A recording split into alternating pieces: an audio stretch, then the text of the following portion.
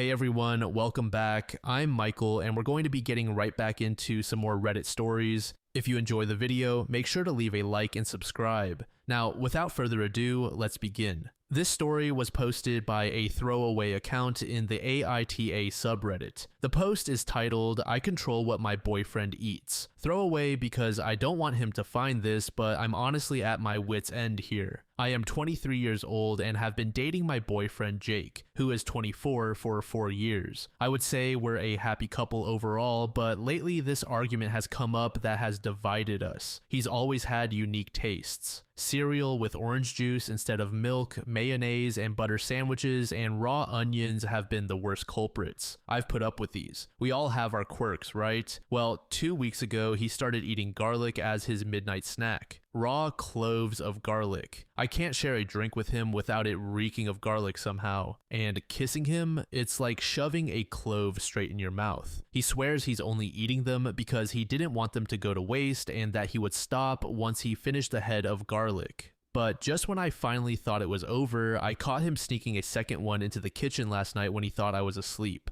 I confronted him about his secret grocery trip this morning and he got really defensive and denied it. I'm trying not to be a nag here, but it's really wearing on me. The garlicky aura surrounding him makes me want to avoid him at all costs, but I don't want to do that because he's my boyfriend. Am I the asshole for giving him an ultimatum of no more eating garlic? Edit for context. His diet seems healthy overall and he goes to the gym a lot. He had a doctor's appointment not long ago and I don't think anything came up, but I can ask him to go again. Sorry if the title is confusing. I feel bad because I did give him an ultimatum this morning, which I know isn't good. I really love him and don't want to break up, but I just don't know what to do. He hasn't come back since this morning. Update. Thank you all for your advice yesterday. It gave me a lot to think about. As it turns out, some of your comments were spot on. Yesterday evening, I tried texting him about seeing a doctor like you all suggested. He never replied. I guess he still has me muted.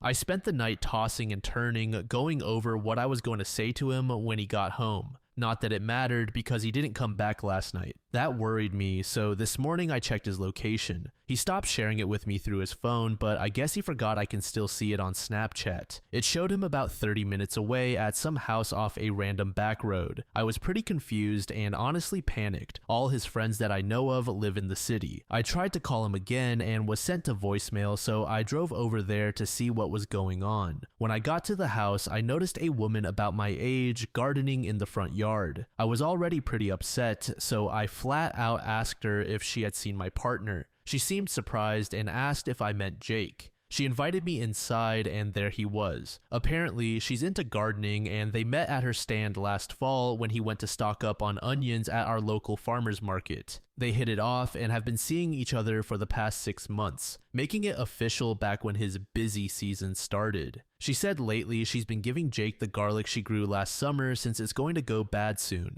That's why he was so insistent on eating it by himself instead of cooking it into a shared dish like normal, and why he's been eating onions like an apple instead of letting me use them on my sandwiches. He didn't want to give me her presents because, in his own words, she grew it with love for me, and if you ate them, you would have known. At that point, I saw red and just left. Since then, Jake has been blowing up my phone about how we can fix this and that he won't do it again, but I'm so over it at this point. Just when I thought my life couldn't get any worse while I was moving his stuff to the curb, I found his stash of garlic. Shoved in the back of his closet was 1 pound of garlic in a Home Depot bucket, along with the letters she had written him. I'm keeping the garlic. I don't think we can ever come back from his cheating, but I'm going to at least get some good meals out of this terrible situation. Please send me your favorite recipes to use the garlic in. I need a distraction to keep my mind off everything. Allie Marie said, "My husband is a raw garlic eater. Not nearly this obsessively, but when he's cooking, he'll just pop a whole clove like a snack. I tried it once myself and immediately regretted it."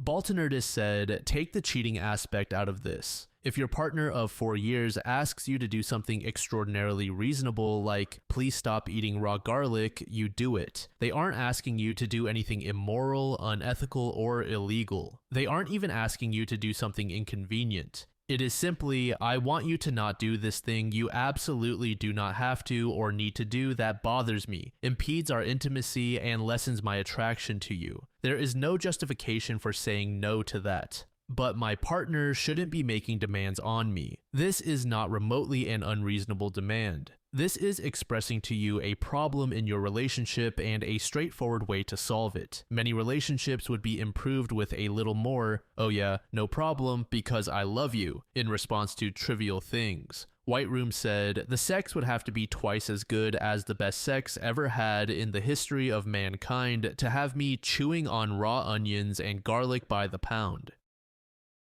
This next post was made in the same subreddit by a user named Help Me Recalibrate. The post is titled, "I insist that I have nothing to apologize for after my husband went through my diary. I'm trying to stay focused here, but my edibles have kicked in and I need advice. I have kept a diary since I was 10. It is my form of therapy and I do not police my thoughts. I have never let anyone read my diary. My husband and I started dating over a decade ago. One day, a couple of months in, he was over at my apartment, and I had just hopped in the shower. When I came out, he was sitting on the bed, shell-shocked. He said he read my journal, which was mostly about my life as a newly single woman. He told me it really stung to read all that. But wait, hold on, how did you find it? He said he was looking for matches. He couldn't tell me why he kept reading even after he knew what it was, but his apology was sincere and I forgave him. Not too long after that, things got messy. He started getting either very sad or very angry while referring to things he read. His feelings were so intense that I started apologizing for my thoughts.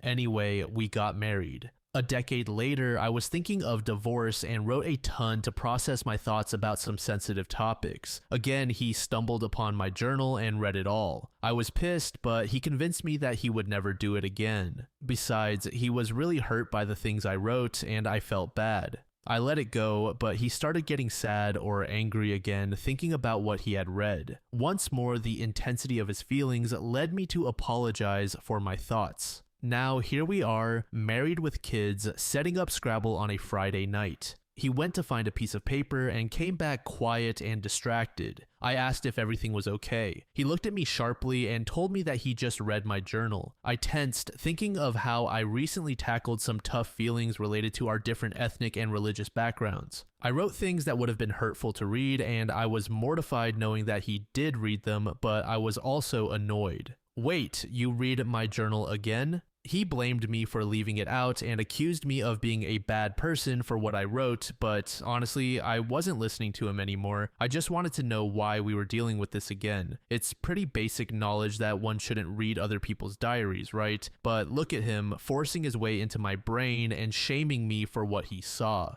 I surprised myself by slamming my hand on the table. A third time? We were both hurt, but he was accusing me of overreacting while minimizing and deflecting from his behavior. He called me overly emotional when I cried over how violated I felt. This feels so wrong, like I committed a thought crime. So am I the asshole for insisting he's 100% wrong? I'm so mad, but I am doubting whether my reaction was proportional to what he did. On a scale of 1 to 10, what would you rate someone reading your journal? And would you apologize for the things you wrote? Edit, thank you all for your comments, I am overwhelmed. For those suggesting therapy, I have been in it for a long time, and I credit it for helping me listen to the little voice in my head instead of ignoring it. Therapy gave me the insight to see what he was doing in real time. But to those saying I am the asshole and everyone sucks here, all I can say is that this type of behavior has been normalized for me, and I have been gaslit for so long that I automatically convinced myself it wasn't that bad. I feel like I'm emerging from the upside down, and I have to relearn basic social norms. You have no idea how sad all of this makes me.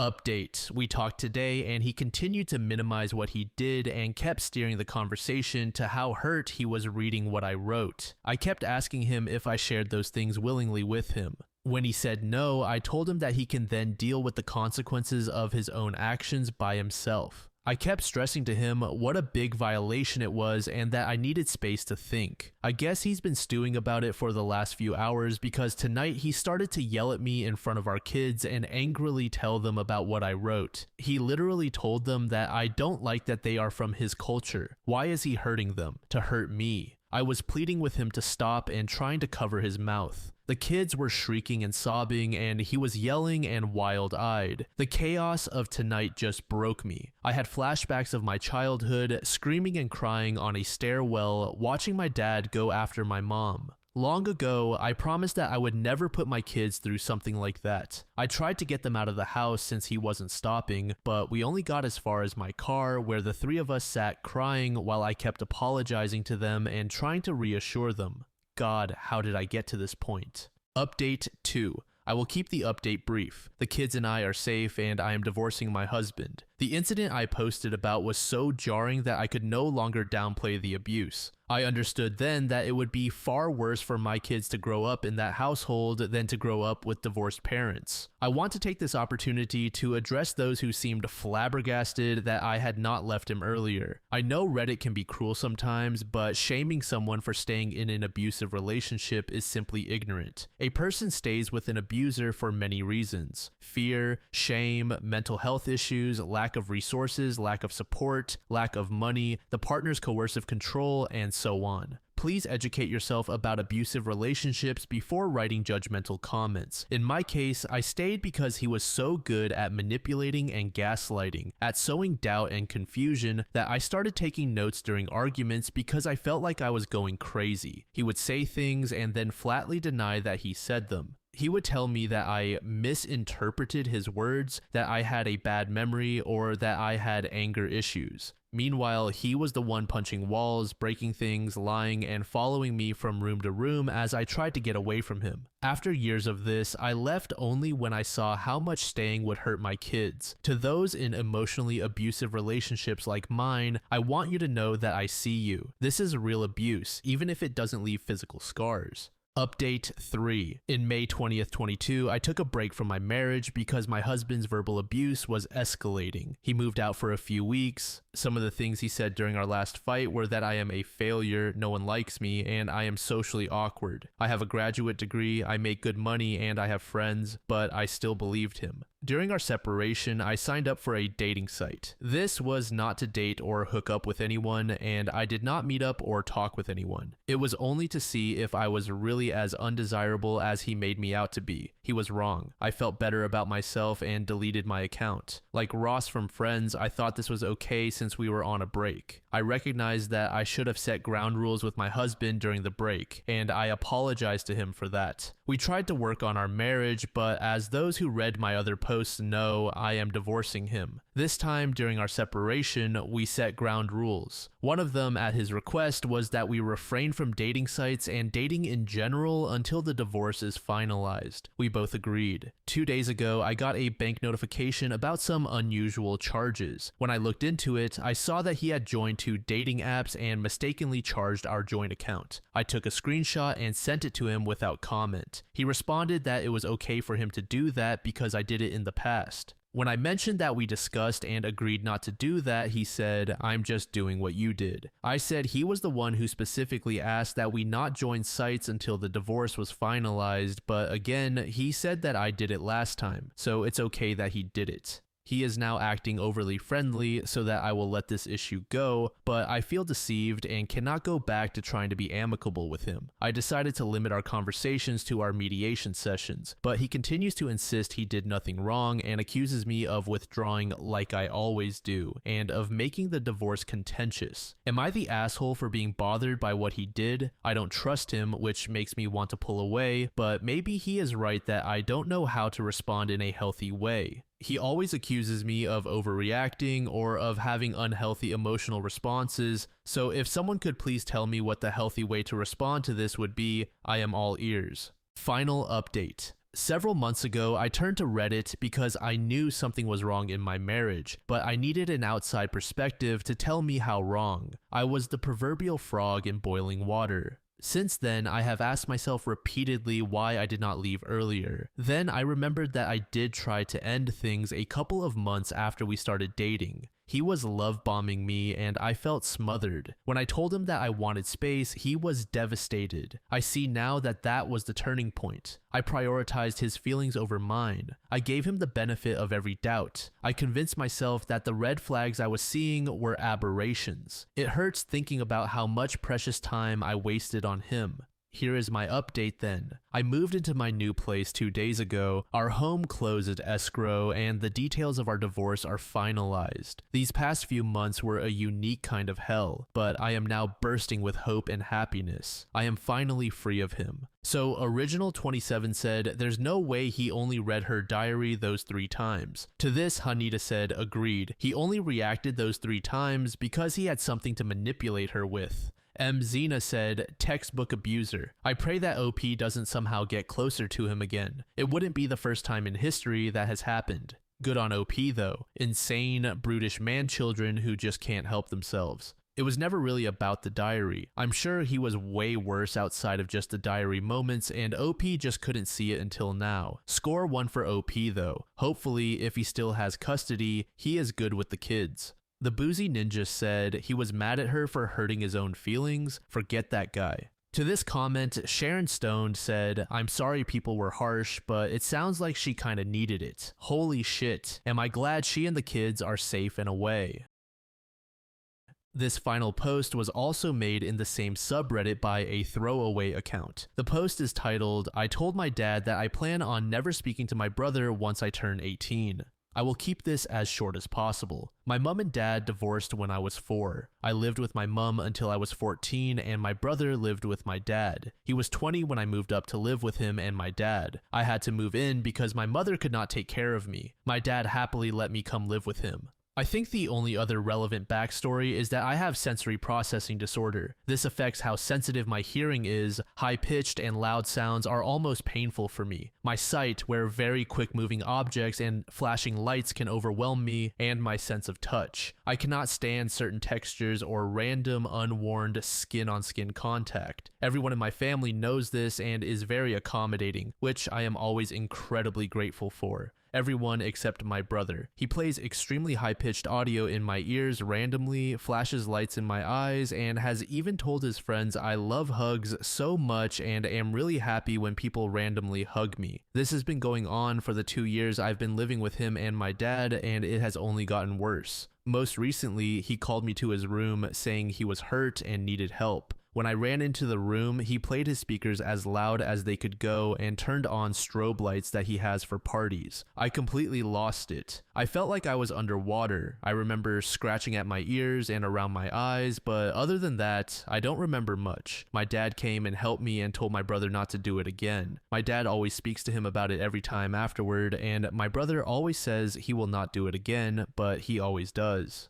Yesterday was a breaking point for me. I had been downstairs baking with my dad when my brother came in and said he was having some friends over in the back garden with social distancing. My dad said that was fine, and my brother asked if he could take out his speaker and put the lights on. Dad asked me if I was okay with that, and I said yes, as long as I got plenty of notice. My brother screamed at me saying, "Oh my god, for once in your life can you be fucking normal? I shouldn't have to warn you of anything. You're so fucking annoying." My dad asked him to stop shouting and he did. He left and my dad asked if I was okay. I told him, why does it matter if I'm okay or not? I have dealt with this for 2 years. Only 2 more years and I never have to speak to him again. My dad got upset. He is very close to his 3 brothers, my uncles, and thinks I should just forgive him to patch things up. He said he was disappointed in me for thinking about cutting my brother out of my life. I have been considering going no contact with him because of everything he's done. But after what my dad said, I can't help but wonder if I'm overreacting. Would I be the asshole for cutting him out the day I turn 18? Update. So much has happened since I posted this, so I wanted to come and let you know I'm currently typing this safely from my mother's, while my other older brother is chucking popcorn at me to catch in my mouth. Thank you so much to everyone who commented and messaged me. What James did to me never registered as abuse until it was pointed out to me. I wouldn't have had the courage to do what I did without all of your support, so thank you for saving my life. After reading the comments, I decided to give my dad one last chance to put an end to James's behavior. I sat him down and told him that what he was doing to me was physically painful. How would he like it if someone smacked him and pinched him constantly? He told me he was sorry I felt that way, but that I also have to understand how difficult it is for my brother to adjust to having another person in the house. I saw red. I lost it. I screamed at him that a 22-year-old should be able to get used to not being daddy's center of attention and that it was no excuse to exploit my disability to torture me constantly. He didn't say anything, so I walked out. I just left and walked to my favorite skate park nearby. I called my other brother Daniel and told him I needed him to come get me right away. My mom was at work, so I didn't call her. He was there in 20 minutes and I told him everything James had done and what dad said to me. I have never seen him as angry as he was. He told me to get into his car, so I did, and he drove us to my dad's. He told me to go pack all my bags and that he was taking me home. Dad tried to talk to me, but I ignored him and just started packing. I couldn't make out everything that was said, but Daniel laid into him, screaming his head off. I didn't have much, so I packed quickly. He told me to go wait in the car. I found out from him after he came to the car that he went to James and told him never to think of contacting either of us again. Apparently, James tried to convince him that it should have just been him and Daniel, that I shouldn't have been born at all, and that everything was better before I was. Daniel punched him hard. He had 2 fractured fingers that he got treated after we left. And that's it. I haven't heard from them since. Daniel told me to write a list of everything that sets off my sensory processing disorder, and that he would make sure the house is as sensory processing disorder safe as possible. My mom cried when I told her what happened and promised I always had a place with her and Daniel. Which brings us to now, watching the perks of being a wallflower, typing this with Daniel still chucking popcorn at me. Once again, thank you everyone so much for the support and help. I wouldn't be where I am now if not for it. Be safe, everyone. Not Joe Jackson said 22 and torturing his 16-year-old brother because a little brother had the audacity to move into his house. And it is the 16-year-old who needs to be more understanding. Both Dad and James have some serious issues to work through. Reboot from Start said, given he doesn't seem to be upset at her or anything, and she immediately moved him out of the bad situation at his father's place, plus the timing, I am assuming that she is a healthcare worker or something similar, and COVID made it difficult for her to be around much. They may have thought OP would do better with a more present parent. OP is now old enough to be left alone more of the time. Plus, with her and Daniel being aware of the stakes now and COVID calming down from what it was 5 years ago, they might have shifted their work around to allow for more time together. Stop thinking it's me said, honestly, the dad is worse than the brother. I hate abusers, but I absolutely despise enablers, especially these pacifist enablers. I hope they both rot. Thank you so much for making it to the end of the video, and thank you also to partner of the channel, Gamersupps. Use code DLAM to support the channel and get 10% off of your purchase, link in the description. I'm sure many of you like me have a hankering for daily caffeine, so go check them out. Lately, I've been a big fan of Titty Milk and Acid Rain, but they've got dozens of other flavors for y'all to try out. Anyway, thanks again for reaching the end, and I hope you all have an amazing passage of the next 24 hours.